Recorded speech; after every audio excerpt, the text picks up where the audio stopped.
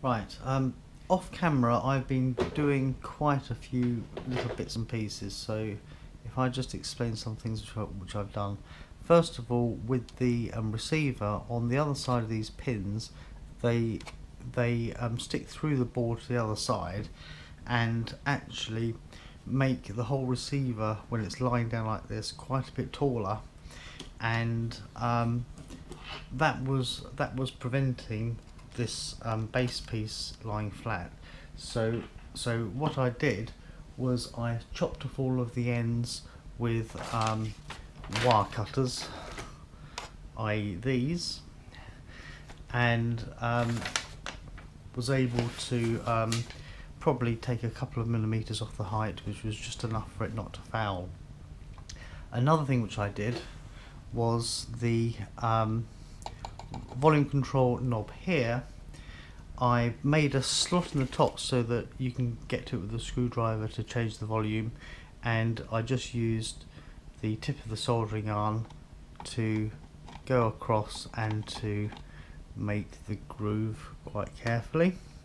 What I then did excuse me, was I trimmed because there are a couple of little metal tabs on the bottom of the unit for the volume, and I trimmed those off, and I got some super glue and I stuck it in place here in order that you can change the volume when the thing is all put back together.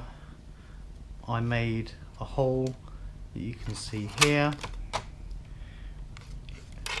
right in the center of the seat on the left hand side of the truck, and to do that, just find the tool that I used. I'll be using it again in a minute. There we are. I use this. This is a standard reamer used for radio control car body shells, but it's quite a good way of making a hole in something.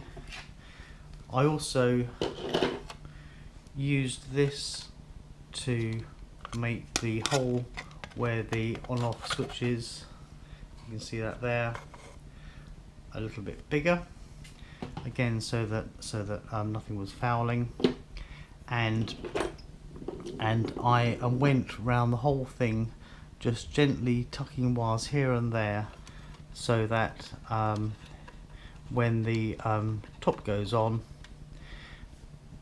it isn't fouling on anything, and I actually managed to get the whole thing to lie flat. Quite a good trick if you're wanting wires to stay where you want them is my trusty friend, the Tamiya masking tape, and I expect I'll be doing a little bit more of that before we're finished. As far as speakers goes, I've been doing a little bit of experimentation. So this first speaker, which I was going to put in the front here, it worked, but when I tried it, the sound was so quiet, I decided that was no good. I then tried the Tagan or Henglong tank speaker, put it in the front here, and the main problem with that actually was that it was just too big, and I was going to have to compromise too much. For instance, I wouldn't be able to use any of these scale bits which go on the front. Fortunately, the third speaker which I tried, this one here, which is a mapped-in speaker which costs about £4, was absolutely perfect for the job.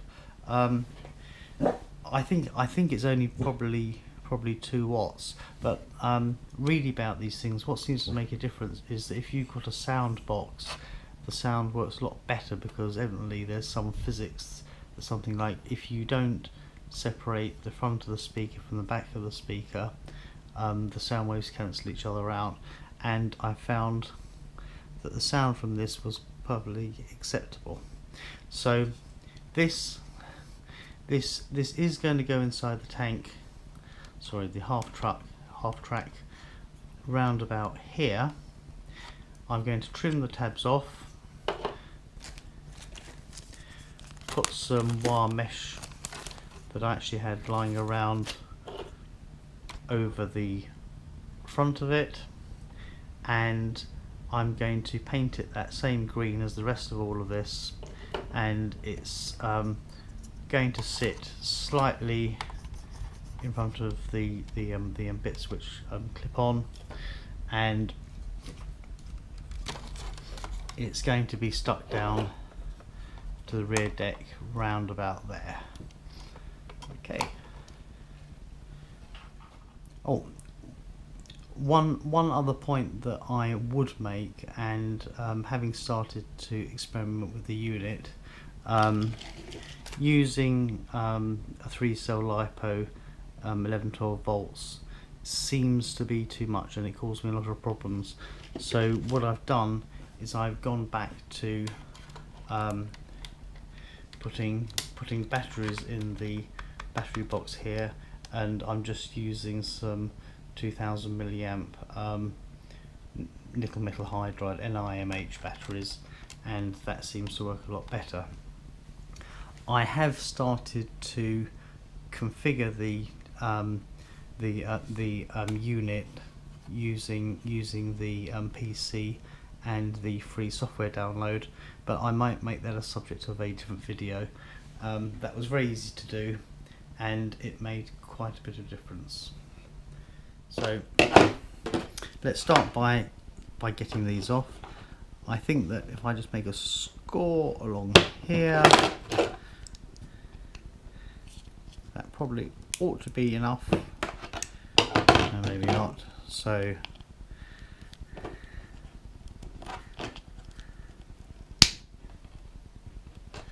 right, that's that done. Excellent. Next thing is the wire mesh. Must admit, I've had this floating around the shed for some time.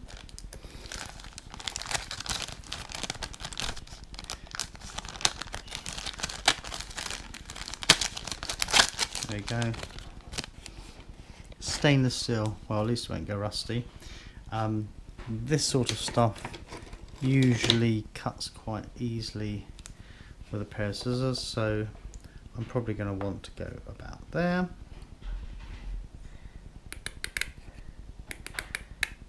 And then widthwise, let's see.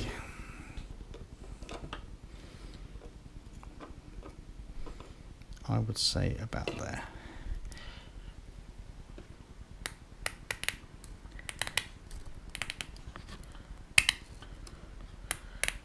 The good thing about this is that once you start cutting along a line, it just stays straight.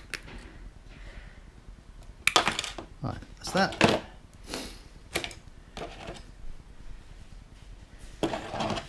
Let's just trim a little bit off there.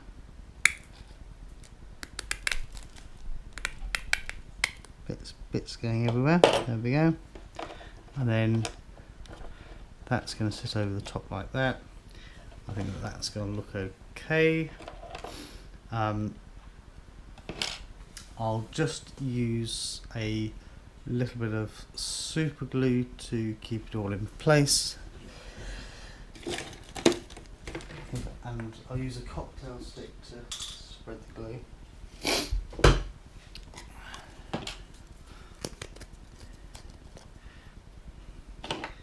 Yeah, sometimes I use the glue nozzle, but more often than not I'll just use a cocktail stick. So it's gonna be round about there, there. Just the thinnest layer of glue I need, I think, really.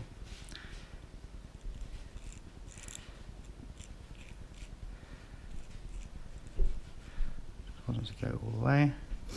It's good. And then, see, I don't want too much glue because otherwise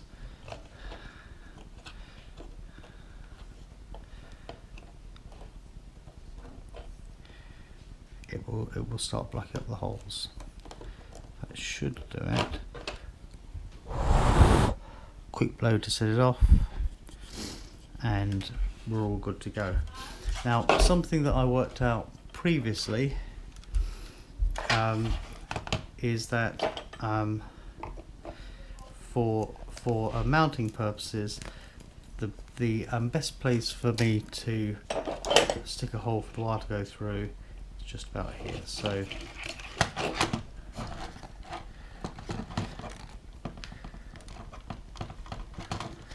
and I'm going to want a relatively big hole, because there's going to be, I suppose that's about right. That should be enough. But what I'm going to be doing is I'm going to be putting a plug on the end of the speaker wire, so that this whole unit can unplug here and where the speaker is.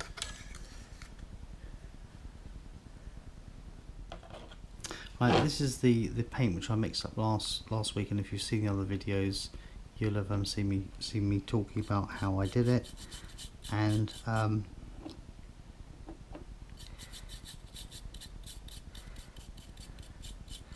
just want a fairly thin coat over the mesh here,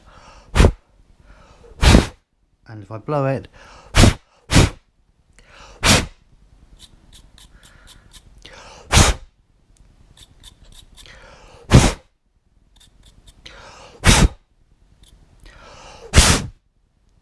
I can stop all the holes being blocked up. That looks okay to me. And the box painted hopefully won't stick out too much inside the model when it's mounted. I don't need to paint the back of it, because that will never be seen. If I need to go back over and do another coat, I will, but I'm not too bothered. Get some there. Certainly don't need to do the bottom.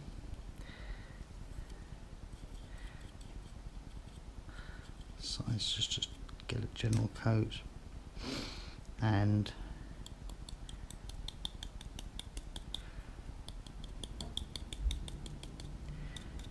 just try to make sure there's a few holes as possible blocked.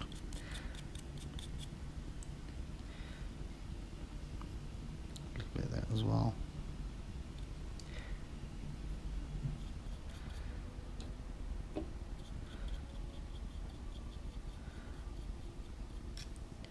Yeah, good. And leave that on the radiator to dry.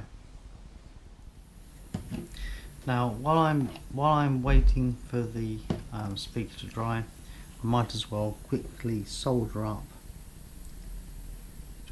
the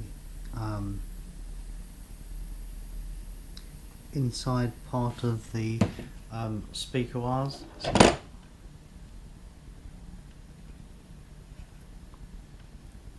So I've got both of them over. Perhaps not the neatest job in the world, but it's not really a critical joint. The large window on the gas soldering iron is quite good for this, because you get a little heat from it.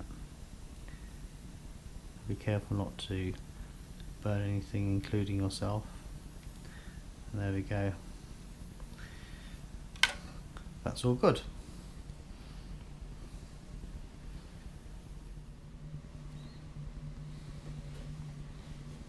Right, so the speaker's dried. Quite pleased with the way that's turned out, and that's going to be mounted on the base. I've trimmed the end of this seat off a little bit, and it's kind of going to go about there. Let's see. I've worked out that the spare ammo cartridges that go behind will plug in okay, and then I guess this is the radio operator's box, which will sit there. I've carved around here a little bit so that will tuck underneath there. As ever, when I'm using foam pads, I always like to give it a quick go with the alcohol. I don't want things to become unstuck quite easily. You have to be a little bit careful because sometimes this alcohol can react with paint, but it evaporates incredibly quickly if you give it a little blow. So that's that. And then the sticky pads which I use, which are the sellotape outdoors ones, A, because they stick better, and B, because actually if you do want to get them off, they come off quite easily. Going to want to go along the bottom here. I would say a couple of those chopped in half, or one of those chopped in half, is probably going to be enough. So one there,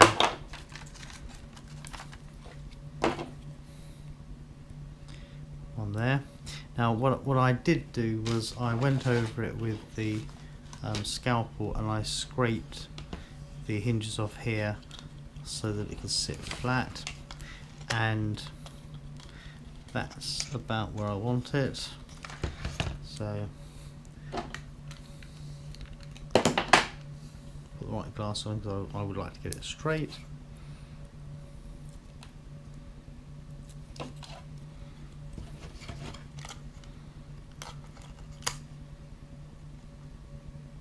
Really want to do it first time.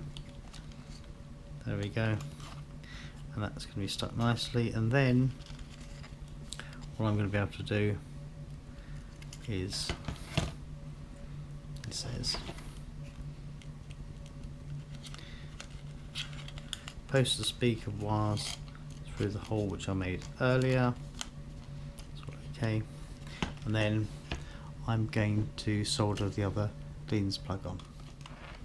Right, so that's that done, and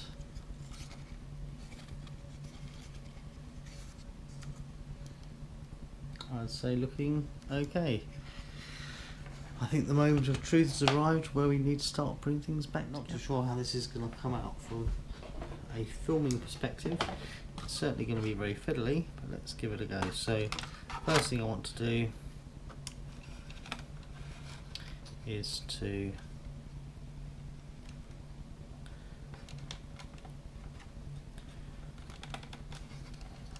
plug the speaker in. That's that. Okay. The second, which is much more fiddly, is to plug the turret in. Oh, that's the easiest it's ever gone. Right, so the trick here will be to try and make sure that no wires get pinched. Not sure they have a lot. I'm just going to pull this wire up here so that I know nothing's pinched there, and everything feels like it's gone down quite easily. I don't think it matters too much if I just tuck the wire around underneath there, because that's going to get hidden by this anyway, so that's probably what I'll do. And for this part here, the radio, that's going to have a screw in it, so I won't glue that back in. Now the next thing which needs to go on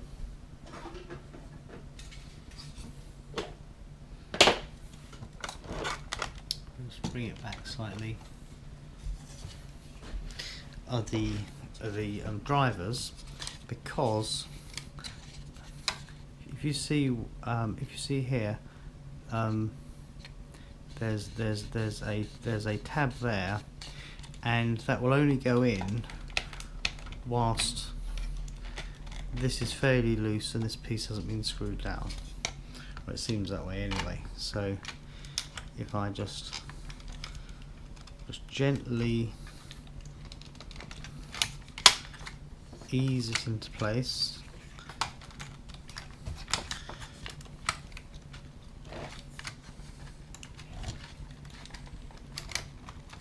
that's it there, and that's ready to be screwed back together. The next screws to put in will be the two long bolts at the front there, and the two screws at the back here. followed by the 2 screws behind the driver, the screw to hold that down, and then finally the screw to hold the radio on.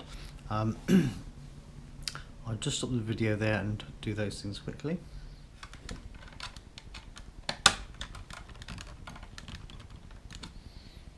Right, that's the top bit done. So quite happy with all of that, and down there you can see that there's the volume switch, and here we've got the on-off switch. Speakers all gone in quite neatly. You wouldn't really know that it's there. So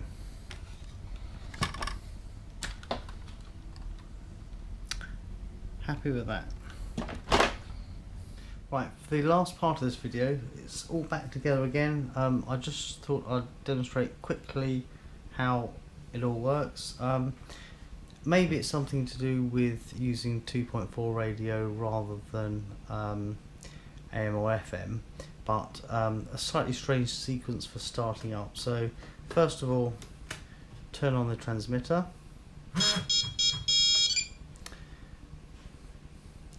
That's on. Then turn on the truck, and I can't get it to start. I need to turn the truck off and then turn it on again, and for some reason after that it tends to work. So first thing I'll do is I will just turn up the volume like so. So the first thing is, if you move up to the top quickly, it will start the engine. That's engine started, and you can turn the lights on and off by going down to the bottom right on this one quickly, and similarly at the back.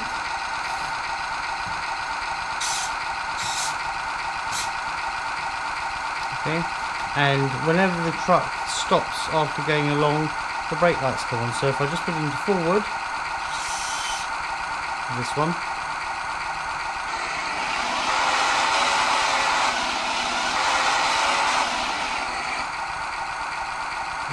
you'll see the brake lights blink, and then if I send it backwards,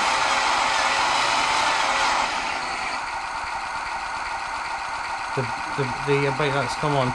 You might have noticed that there's some pause, and when you're driving a truck, it's not quite like a radio controlled car.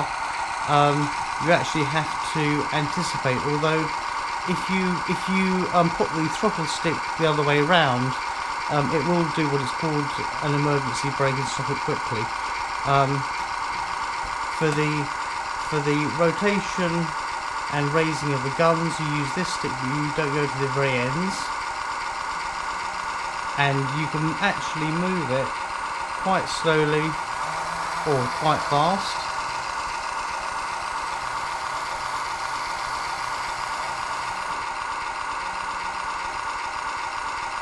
And for up and down, again, you can move it very slowly or quite fast. Moving the top stick to the stop will also stop the engine. When the engine isn't running, the truck won't go anywhere, but the guns will still rotate. And in order to fire the guns, you move quickly to the bottom. That will start them firing, and then you have to do the same thing to stop them firing. And you can move the guns around while you're firing.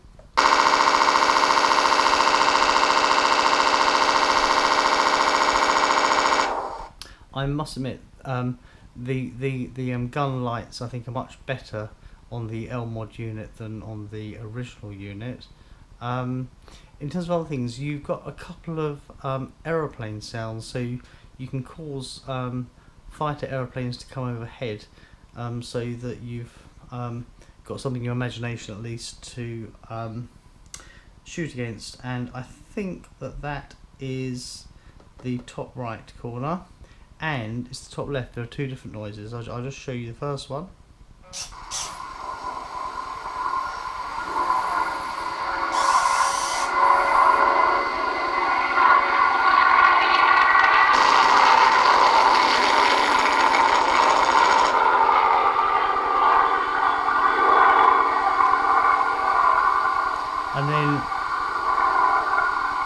And then the second aeroplane noise, I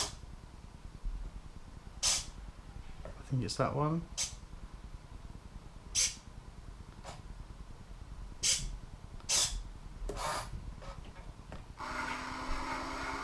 So it's over here.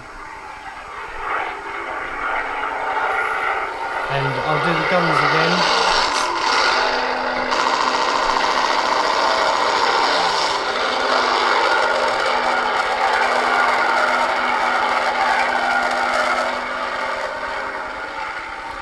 I must admit, I think I prefer the second one. It sounds like a couple of aeroplanes coming over, but I think that maybe the speakers need to be turned slightly down from that. I can hear a bit of rattling when that happens. So that's basically it for the truck. The next video I do, this will be a running video, and at some point I'll try and do a video of using the Elmod configurator, because you can do loads of different settings, whether it's the speed of how the turrets move, the point at which a gear change happens, the amount of acceleration you've got, how hard the brakes are, how bright the front lights are, how bright the rear lights are, how bright the brake lights are, which is just a different dimming of the rear lights. Quite a lot of different settings to use, and in combination with how you set the radio up, I think that it can be set up in quite a good way. I'm probably, and I think I might have mentioned this earlier in the video, I'm probably going to set some mixes on here, so that for things like the airplane noises, maybe I'll use switches, or I'll use buttons, and I'll just limit the range of this stick, because I think I prefer the idea of turning the machine guns on and off with a button than having to remember stick movements.